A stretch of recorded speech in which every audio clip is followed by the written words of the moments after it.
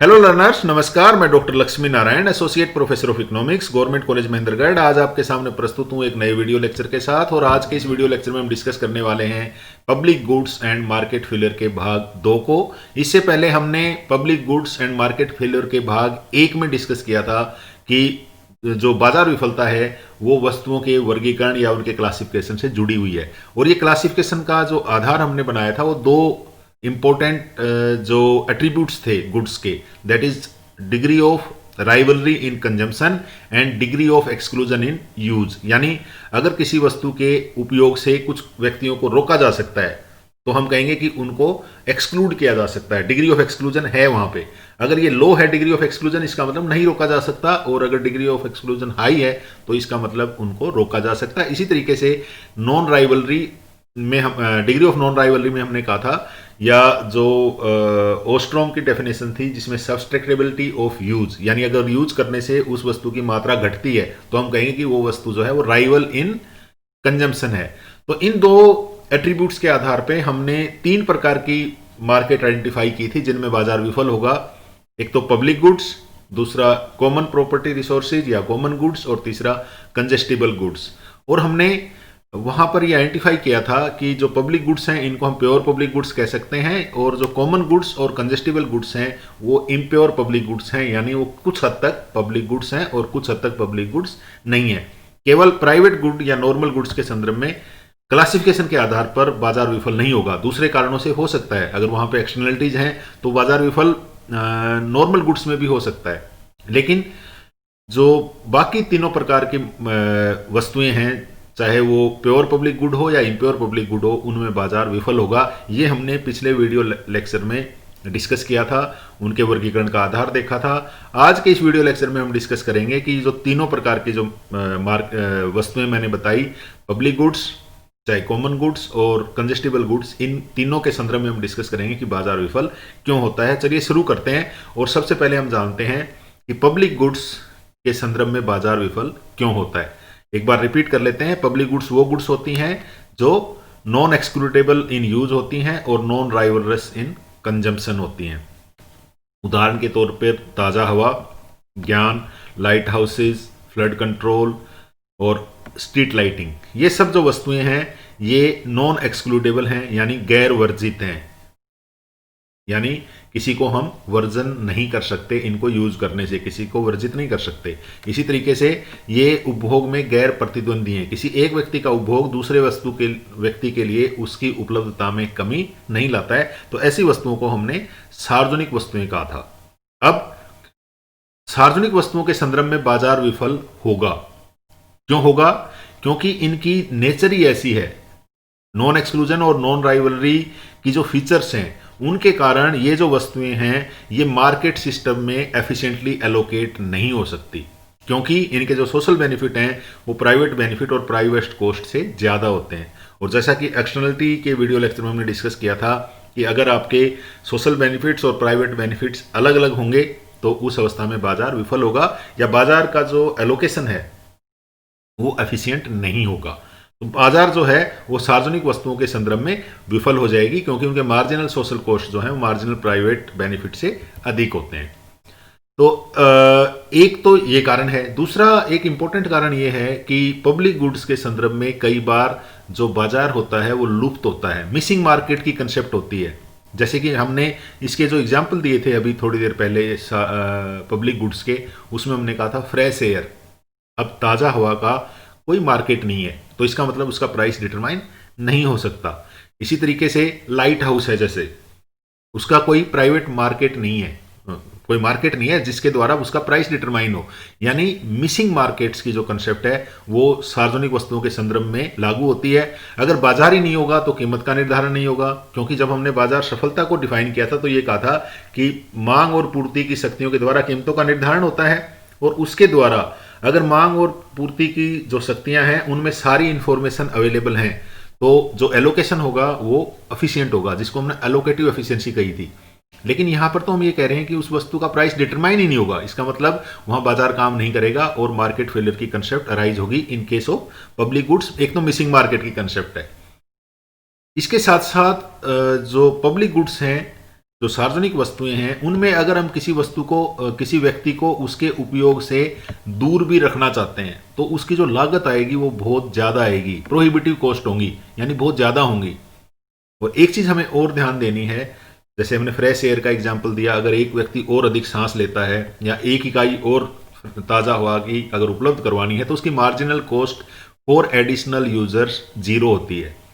यहाँ हमें एक बात ध्यान रखनी है, जो भी वस्तु नॉन राइवलर होगी इन कंजम्पशन, यानी उपभोग में अगर वो गैर प्रतिद्वंदी होगी, कोई उनमें उपभोग में सब्सट्रैक्टिबिलिटी ऑफ यूज नहीं होगा, यानी एक व्यक्ति के यूज करने से उसकी मात्रा नहीं घटेगी, तो उसकी एक एडिशनल यूनिट को प्रोवाइड करने की कॉस्ट जीरो होगी। Marginal cost of additional user would be zero.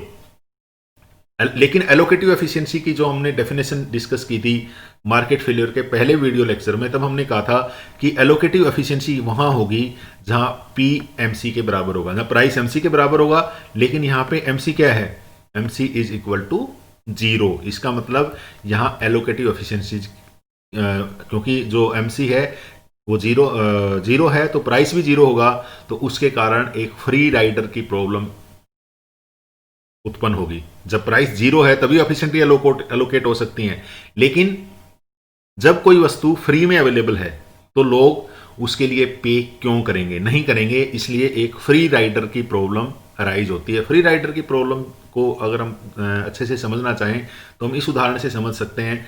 कोई एक गली है जिसमें बाहर हमने एक चौकीदार लगा रखा है। अब उस गली में 20 घर हैं। कोई एक घर का मालिक ये समझता है कि क्योंकि अगर मैं पे नहीं भी करूंगा तो भी चौकीदार गेट पे रहेगा ही रहेगा, तो वो उसको फ्री राइड करने का प्रयास करता है, यानी वो बिना पेमेंट दिए उस वस्तु या उस सेवा का उपभोग करना चाहता है, तो उसको हम फ्री राइडर प्रॉब्लम कहते हैं। तो सार्वजनिक वस्तुओं के संदर्भ में फ्री राइडर प्रॉब्लम इसलिए राइज होती है क्योंकि हम किसी व्यक्ति को उस वस्तु के उपभोग से वंचित नहीं कर सकते। नॉन एक्सक्लूसिव जो नेचर है उसके कारण फ्री राइडर की प्रॉब्लम राइज होती है, क्योंकि हम किसी वस्तु के उपयोग को किसी दूसरे व्यक्तियों के लिए रोकने में असमर्थ हैं, तो उस कंडीशन में वो फ्री राइडर की प्रॉब्लम राइज होगी। अब इस फ्री राइडर की प्रॉब्लम या जो फ्री राइडर्स हैं वो क्या करते हैं, वो उस वस्तु के लिए पे किए बिना उसका लाभ उठाते हैं, क्योंकि उनको उससे अलग नहीं किया जा सकता। इस हमारे एग्जाम में जो एक मकान का जो मालिक था, 20 घरों में से जो एक घर का स्वामी था, वो उसको जो गेट की सर्विसेज हैं उसके लिए ऐसा नहीं हो सकता कि गेटमैन जो है वो उसकी सिक्योरिटी नहीं करेगा, बाकी 19 घरों की करेगा, क्योंकि गेट पर जो वो ट्रैफिक को या लोगों को रेगुलेट करता है वो सारों के हिसाब से करेगा। तो इस कंडीशन में वो फ्री राइडर जो है वो उसके बेनिफिट्स ले सकता है without having to pay for them. अब ये जो फ्री राइडिंग है इसके कारण होगा क्या, क्योंकि कोई प्राइस नहीं होगा, जिसके कारण under provision of A commodity होगा, यानी उस वस्तु का जो उत्पादन है वो जितना सोशली ऑप्टिमम लेवल पे होना चाहिए उससे कम होगा, और उसके कारण मार्केट फेलियर की स्थिति उत्पन्न होगी, बाजार विफलता की स्थिति उत्पन्न होगी। अब अगर हमें इन फ्री यूजर्स को अवॉइड करना है, हम ये नहीं चाहते कि फ्री यूजर्स रहें, फ्री राइडर्स रहें, तो इसका मतलब उस पब्लिक गुड को सरकार को मैनेज करना पड़ेगा। और फ्री राइडिंग की प्रॉब्लम एज सच नहीं रुकेगी, लेकिन उसके लिए सरकार क्या करेगी, लोगों से टैक्स रिवेन्यू कलेक्ट करेगी, और जो जनरल टैक्स रिवेन्यू है उसकी प्राप्ति से उस सर्विस को प्रोवाइड करेगी। तो जो फ्री राइडर की प्रॉब्लम है उसको गवर्नमेंट खुद प्रोवाइड करके उस समस्या से कुछ हद तक निजात दिला सकती है। हालांकि उसके लिए उसको जो यूजर्स हैं, क्योंकि नॉन राइवल है, उनसे पेमेंट नहीं लेनी है, उनसे प्राइस नहीं लेना है, वो जनरल टैक्सेशन के माध्यम से किसी दूसरे तरीके से वो लोगों से वसूल करेंगे।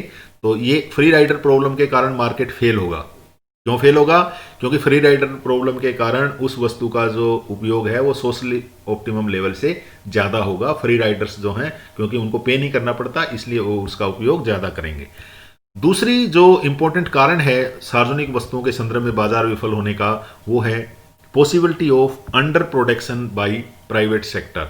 अगर इन वस्तुओं को प्राइवेट सेक्टर प्रोवाइड करना भी चाहे तो उसकी ये संभावना है कि प्राइवेट सेक्टर उन वस्तुओं को जितनी ज़रूरत है समाज के दृष्टिकोण से उससे कम प्रोड्यूस करेगा, क्योंकि मार्जिनल कॉस्ट जो है एक एडिशनल कंज्यूमर को सर्व करने की वो जीरो है।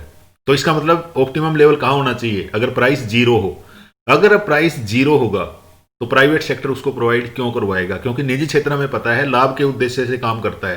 तो इसका मतलब जो एलोकेटिव एफिशिएंसी है वो होगी P is equal to M C is equal to zero, यानी प्राइस उस वस्तु का जीरो होना चाहिए, वो फ्री ऑफ कॉस्ट प्रोवाइड होगी, तभी वो जो है जो वो पब्लिक गुड है वो सोशली ऑप्टिमम लेवल पे प्रोवाइड की जा सकेगी। लेकिन प्राइवेट सेक्टर जो है उसको इस लेवल पे प्रोवाइड नहीं करा सकता, क्योंकि वो जीरो प्राइस पे प्रोवाइड करवाना उसके लिए पॉसिबल नहीं है। दूसरा, उस पब्लिक गुड का, क्योंकि उसका कोई प्राइस तो है नहीं, प्राइस हमें गाइड करता है मार्केट में, प्राइस मैकेनिज्म जो है वो डिसाइड करके हमें बताती है कि वस्तुओं का उत्पादन कितना होगा, लेकिन यहां पर तो प्राइस है ही नहीं, क्योंकि सोशली ऑप्टिमम लेवल पे प्राइस जीरो होना चाहिए। ठीक है, इसका मतलब कि जो प्राइवेट सेक्टर इनको प्रोड्यूस करेगा उनके लिए इसको प्रॉफिटेबली मैनेज करना काफी मुश्किल है। अगर इन वस्तुओं को मार्केट पर छोड़ दिया जाए तो क्या होगा? या तो ये वस्तुएं प्रोड्यूस ही नहीं होंगी, या अगर प्रोड्यूस होंगी तो उनकी मात्रा काफी कम होगी, जरूरत से कम होगी। यानी अगर लाइट हाउस लगाने के लिए प्राइवेट मार्केट के लिए छोड़ दिया जाए तो वो लाइट हाउस नहीं लगाएगा, या स्ट्रीट लाइट्स हैं, या जो म्यूनिसिपैलिटी द्वारा मैनेज्ड गार्डन्स हैं, अगर वो मार्केट के ऊपर छोड़ दिया जाए तो या तो ये वस्तुएं उत्पादित ही नहीं होंगी, कोई पार्क, निजी व्यक्ति अपने पार्क नहीं बनवाएगा, निजी व्यक्ति लाइट जो स्ट्रीट लाइट्स हैं वो नहीं लगवाएगा।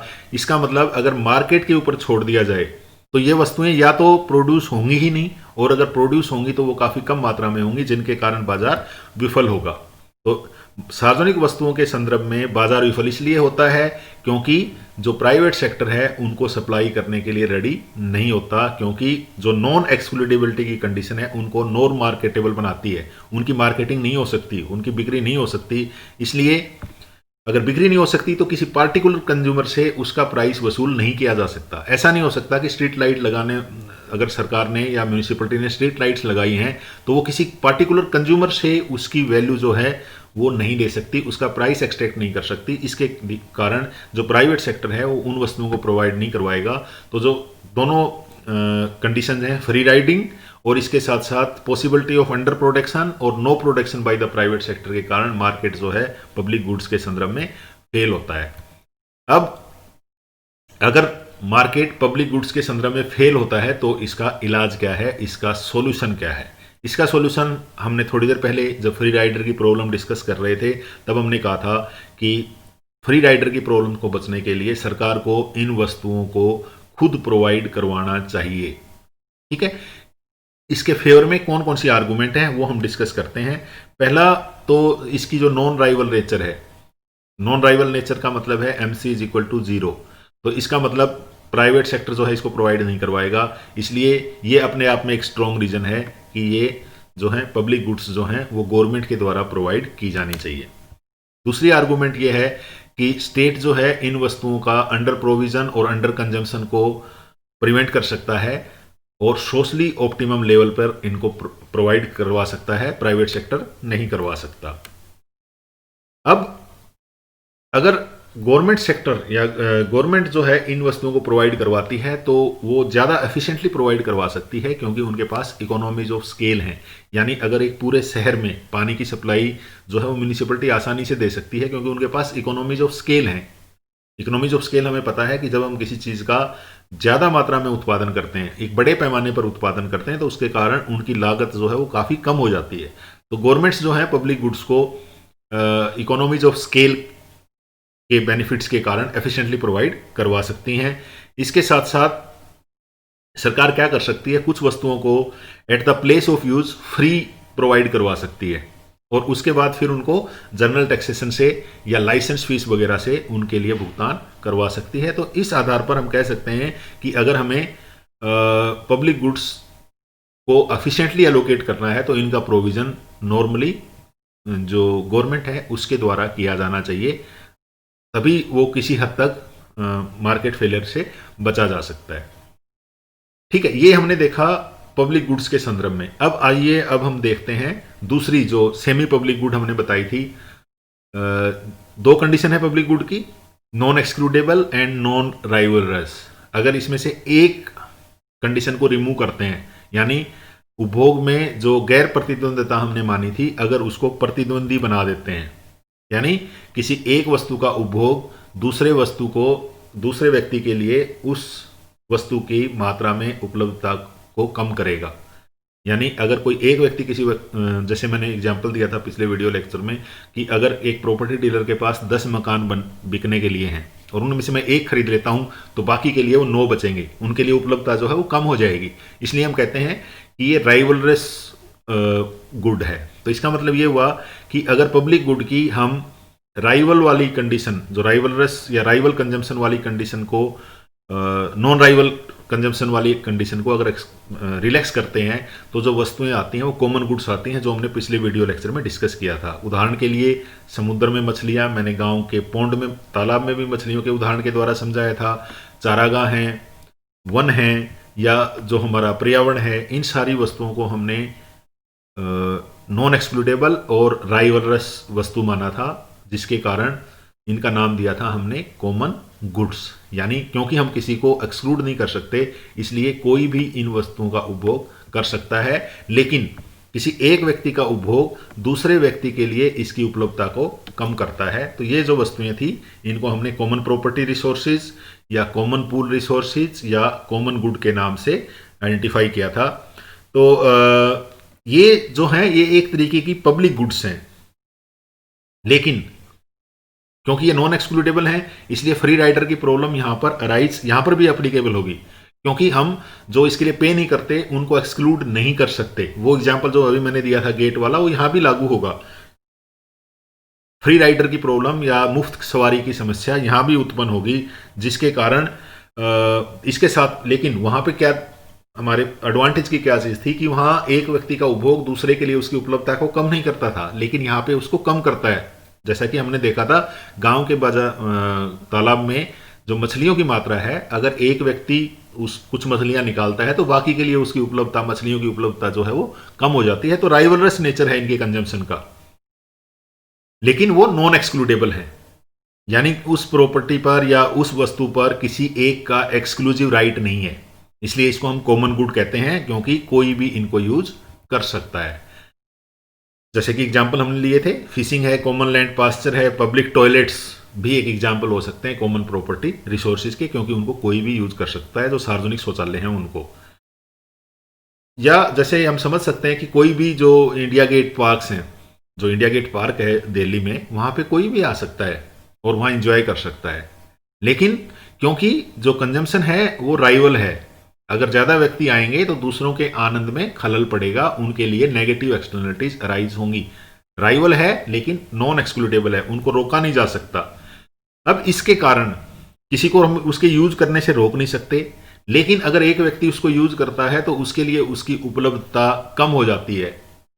सामूहिक संपत्ति संसाधन या कॉमन प्रॉपर्टी रिसोर्सेज की ये जो नेचर है, इसके फलस्वरूप ओवर एक्सप्लॉयटेशन की स्थिति उत्पन्न होती है, क्योंकि उन संसाधनों का अति दोहन किया जाता है, जितनी आवश्यकता होती है उससे ज्यादा उनको यूज किया जाता है। तो इनमें ओवर एक्सप्लॉयटेशन और इनएफिशिएंट यूज की समस्या उत्पन्न होती है, और इनके फलस्वरूप हम कह सकते हैं कि वो संसाधन धीरे धीरे समाप्त हो जाता है, जिसको हम ट्रेजेडी ऑफ कॉमन्स कहते हैं। पिछले वीडियो लेक्चर के एक एमसीक्यू क्वेश्चन में हमने इसको एक्सप्लेन किया था कि ट्रेजेडी ऑफ कॉमन्स का अर्थ है कि जो कॉमन गुड है उसका जो अंत होता है वो दुखदाई होता है। ट्रेजेडी का ही मतलब है दुखांत, जिसका अंत दुखदाई हो। तो जो कॉमन संसाधन है उनका अंत दुखदाई इसलिए होता है। गांव के पोंड का हमने एग्जाम्पल से समझा था कि क्योंकि गांव के पोंड में जो मछलियां हैं वो उन मछलियों को कोई भी व्यक्ति पकड़ सकता है, कोई भी उस तालाब से मछलियां निकाल सकता है, लेकिन ज्यों ज्यों मछलियां निकलेंगी तो दूसरे व्यक्तियों के लिए उनकी उपलब्धता कम हो जाएगी। लेकिन इसके साथ साथ उसका जो रिप्लेनिशमेंट है, यानी जो मछलियां निकाली तो नई मछलियां भी उत्पन्न होंगी, प्रजनन होगा ना नई मछलियों का। लेकिन अगर हम ज्यादा मात्रा में निकालेंगे तो धीरे धीरे वो प्रजनन जो है वो कम होता जाएगा, और उसके कारण वो तालाब की जो मछलियां हैं वो समाप्त हो सकती हैं, क्योंकि उनका प्रजनन की जो प्रक्रिया है वो रुक जाएगी और लोग ज्यादा से ज्यादा मात्रा में उसको निकालेंगे, क्योंकि हम किसी को उनको निकालने से रोक नहीं सकते, उनके प्रयोग से प्रतिबंधित नहीं कर सकते, जिसके फलस्वरूप ये जो संसाधन है इनका अति दोहन होता है और धीरे धीरे ये संसाधन समाप्त हो जाते हैं, जिनको हमने ट्रेजेडी ऑफ कॉमन्स कहा था। अब ये ट्रेजेडी ऑफ कॉमन्स या कॉमन गुड्स की ट्रेजेडी को रोकना है तो सरकार को उसमें इंटरवेन करने की जरूरत है, क्योंकि मार्जिनल कॉस्ट, राइवल कंजम्पशन का मतलब है marginal cost greater than zero होगी। अभी थोड़ी देर पहले हमने डिस्कस किया था, अगर नॉन राइवल है तो मार्जिनल कॉस्ट जीरो होगी, लेकिन जिस भी वस्तु क्या कंजम्पशन राइवल है तो उसकी marginal cost greater than zero होगी।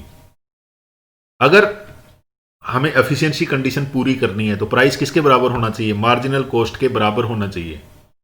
लेकिन क्योंकि हम जो उसके लिए पे नहीं करते हैं और उस संसाधन के लिए जो पे करते हैं, दोनों को उस वस्तु के उपयोग से नहीं रोक सकते, इसलिए फ्री राइडिंग की प्रॉब्लम के कारण जो नॉन पेयर हैं, जो उस वस्तु के लिए कीमत अदा नहीं करते, उनसे हम कोई प्राइस चार्ज करने नहीं कर सकते, जिसके फलस्वरूप क्या होगा, ये प्राइस एमसी के बराबर नहीं होगा, जिसके फलस्वरूप जो कॉमन प्रॉपर्टी गुड्स है या ओवर यूज होगी और ओवर कंज्यूम्ड होगी।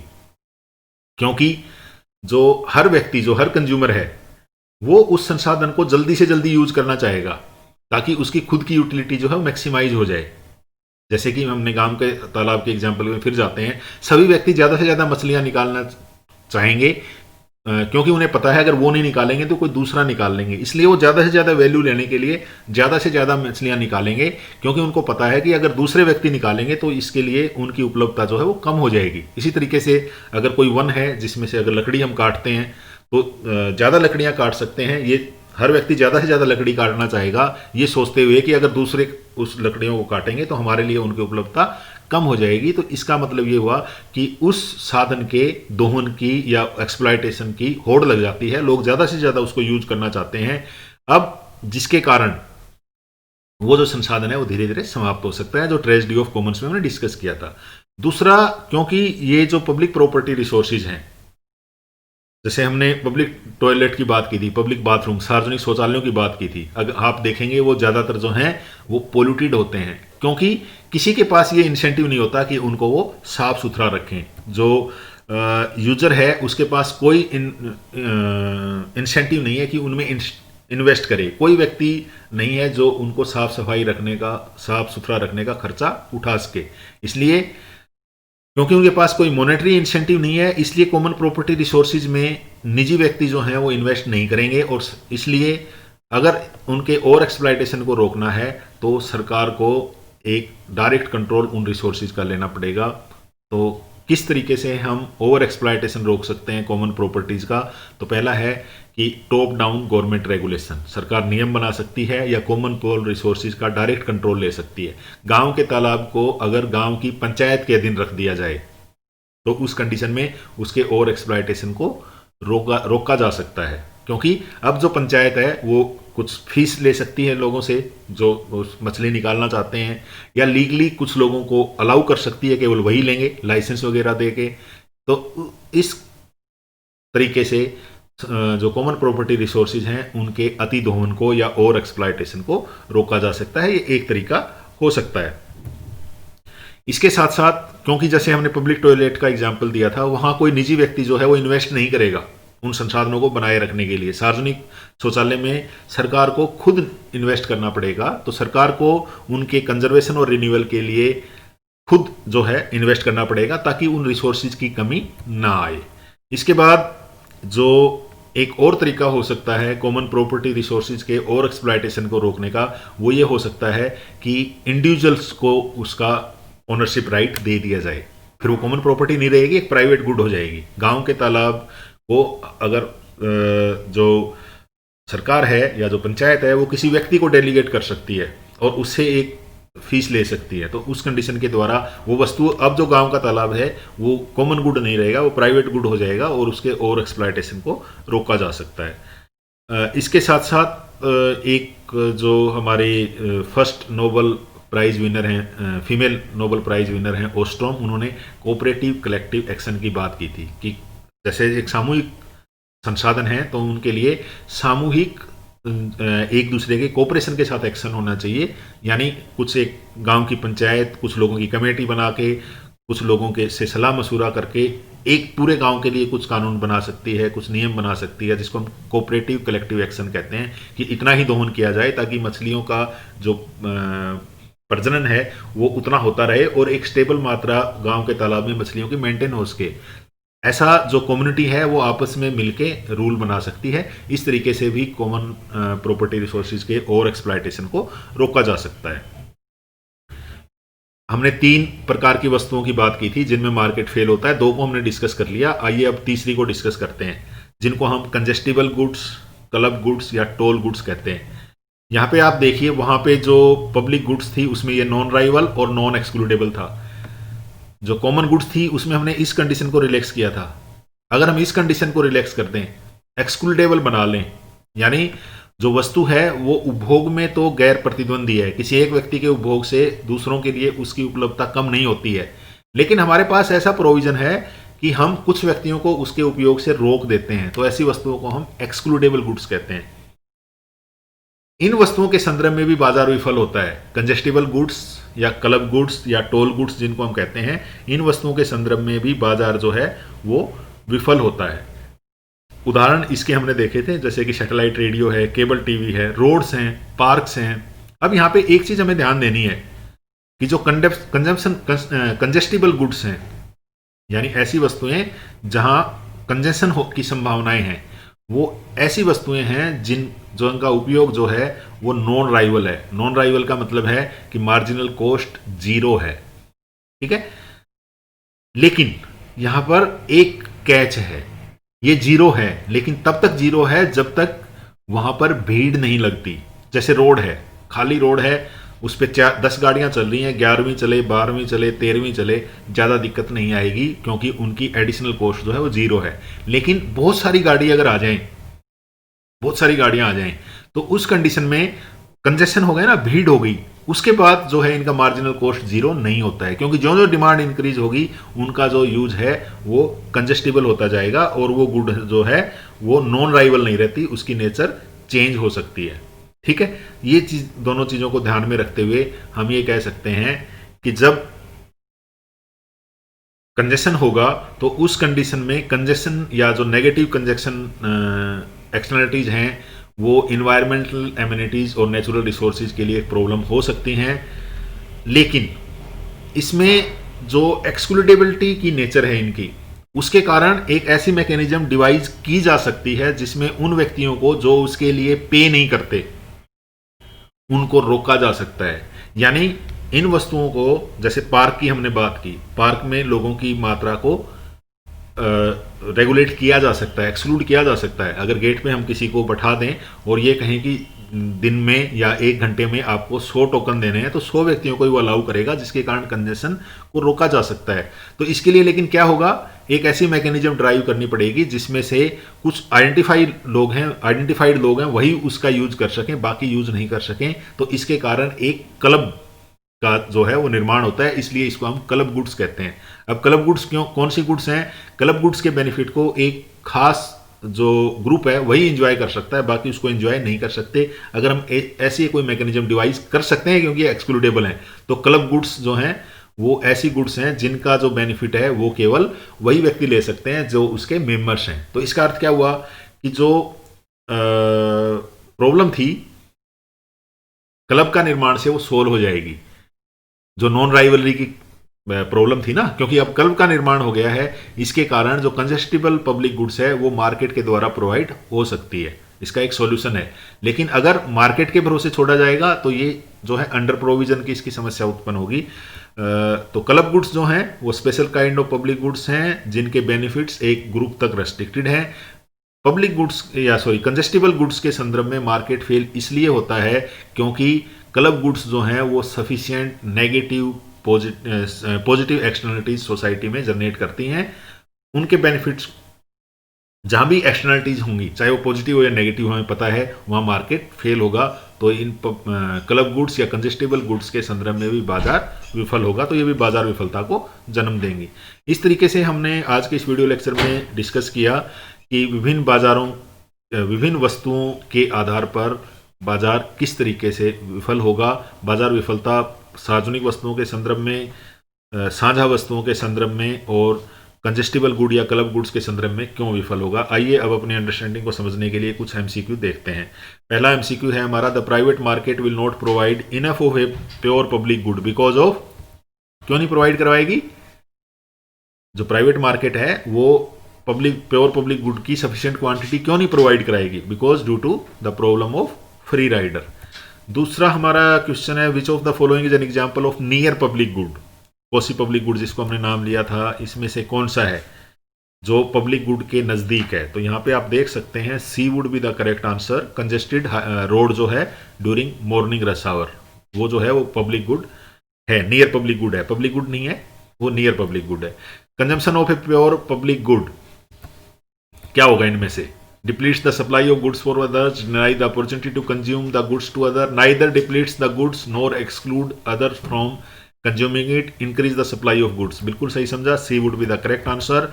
Next is pursuit of self interest in a commons where everyone has access to available resources will cause. हमने डिस्कस किया था इसको, क्या होगा इसके कारण? Over use of the resource होगा, तो D would be the right answer. Next MCQ देखते हैं, efficiency in the provision of a public good is achieved when its marginal benefits equal 0। ये कुछ ऑप्शन दिए गए हैं, इसमें से सही ऑप्शन होगा marginal benefit equals marginal cost. इसके बाद एक और एमसीक्यू क्वेश्चन देखते हैं, congestible public goods priced in market, non-rival in consumption, rival in consumption, never provided by the private sector. Answer would be B. अभी हमने देखा था ना congestible public goods, non rival and excludable, तो इसका अर्थ ये हुआ कि करेक्ट आंसर जो है वो हमारा बी होगा। अब कुछ true and false type question देखते हैं। फ्री राइडर कौन है? Who receive the benefit of a good but avoid paying for it. बिल्कुल सही है, ऐसा व्यक्ति जो किसी वस्तु के उपभोग का आनंद लेता है लेकिन उसके लिए भुगतान नहीं करता, उसको हम फ्री राइडर या मुफ्त की सवारी वाला व्यक्ति कहते हैं। If people choose not to pay for a public good they can be excluded from consuming it. अगर एक सार्वजनिक वस्तु है और कोई व्यक्ति उसके लिए पे नहीं करता है तो क्या उस व्यक्ति को हम उसके उपभोग से रोक सकते हैं? गलत, उसको नहीं रोक सकते, क्योंकि नॉन एक्सक्लूडेबिलिटी की कंडीशन लागू होती है in case of public goods. तो ये हमारे कुछ इंपॉर्टेंट आपके रेफरेंसेस हैं जिनको आप देख सकते हैं। आज के इस वीडियो लेक्चर में इतना ही। आपके धैर्यपूर्वक सुनने के लिए धन्यवाद।